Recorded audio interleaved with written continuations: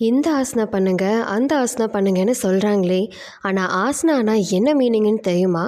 ஆசனா என்ற வார்த்தைக்கு ஆஸ் என்ற சான்ஸ்கிரிட் வேரிலிருந்து வந்தது. ஆஸ் அப்படின்னா உட்காருதல், ஒரு நிலையில் இருதல், அங்கேயே இருந்து செயல்படுதல். அடடா, ரொம்ப கன்ஃபியூஸ் ஆகுதே அப்படின்னு நினைக்கிறீங்களா? சிம்பிளாக புரிஞ்சுக்கணுன்னா, உடம்பு தேவையில்லாமல் கஷ்டப்படாமல் இருக்கிறது, அடிக்கடி பொசிஷன் மாற்ற தேவையில்லாமல் இருக்கிறது, கொஞ்ச நேரம் கம்ஃபர்டபுளாக இருக்க முடியறது. இப்போது நிறைய கேள்வி வருமே, 10 நிமிஷம் உட்கார்ந்த உடனே முதுகு வலிக்குதா?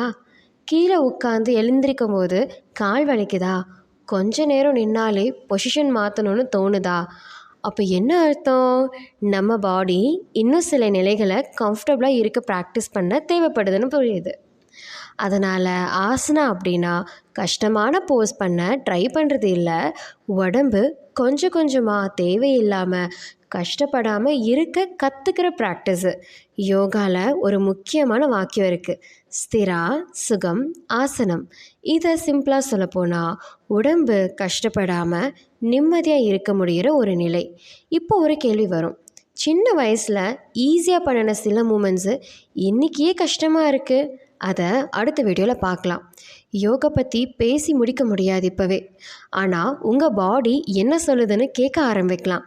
அதுக்கு உதவி வேணும் அப்படின்னா இன்ஸ்டாகிராமில் ஒரு மெசேஜ் பண்ணுங்கள்.